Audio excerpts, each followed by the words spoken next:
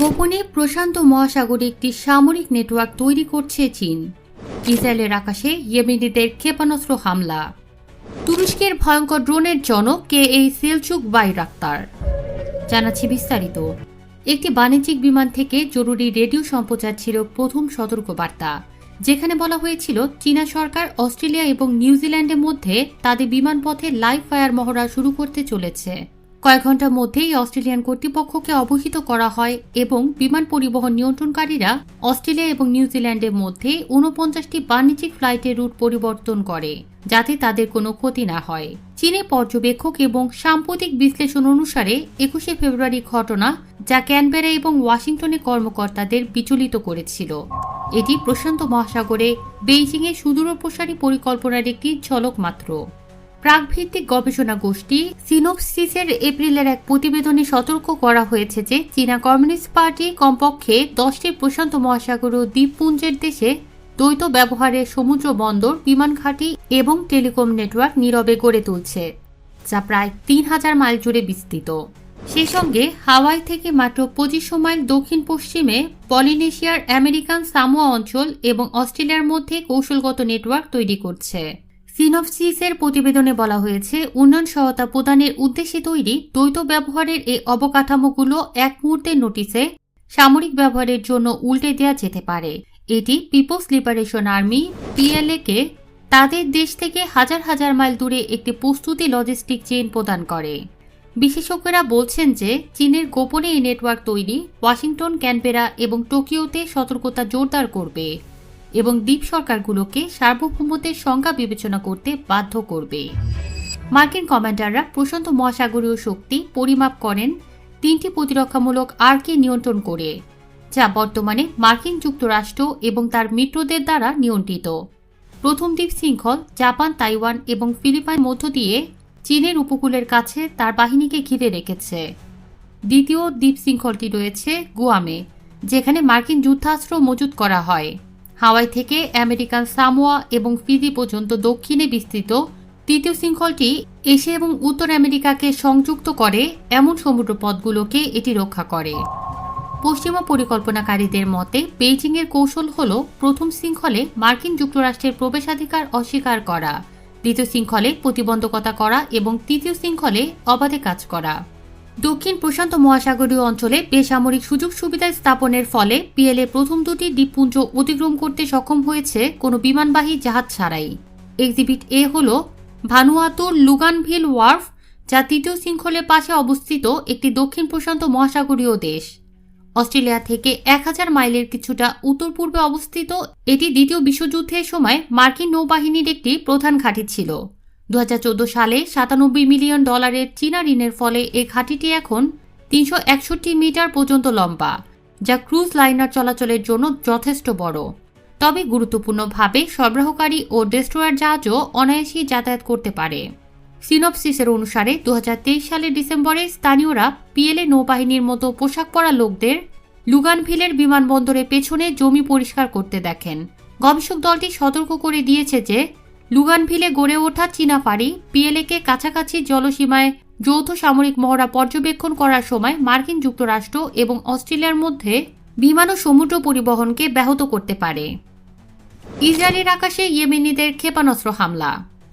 ইসরায়েলের আকাশে ক্ষেপণাস্ত্র হামলা চালিয়েছে ইয়েমেনের বিদ্রোহী গোষ্ঠী হুতি। দেশটির উত্তরাঞ্চলে এ হামলা চালানো হয়েছে।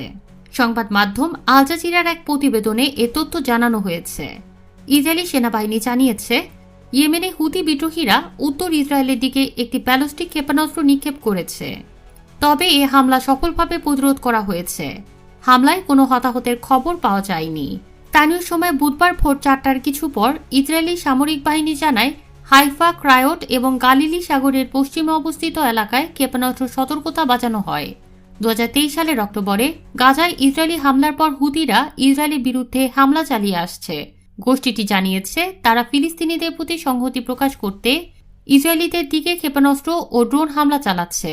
হুতিরা ইয়েমেনের একটি বড় অংশ নিয়ন্ত্রণ করে এবং ইসরায়েল এর আগে সানাসহ বিভিন্ন হুতি লক্ষ্যবস্তুকে টার্গেট করে হামলা চালিয়েছে।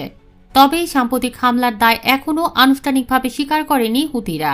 অন্যদিকে গত 15 মার্চ থেকে শুরু হওয়া প্রায় প্রতিদিনের মার্কিন বিমান হামলার ধারাবাহিকতায় বুধবারও হুতি নিয়ন্ত্রিত হুদাইদা, মারিব এবং সাদা প্রদেশে হামলা চালানো হয়েছে বলে দাবি হুতিদের। মারিবে একটি হামলা টেলিযোগাযোগ সরঞ্জামে আঘাত হানে, যা আগেও মার্কিন লক্ষ্যবস্তু ছিল। এর পাল্টা প্রতিক্রিয়ায় হুতিরা আমেরিকান ড্রোনের ওপর আক্রমণ আরও বাড়িয়েছে।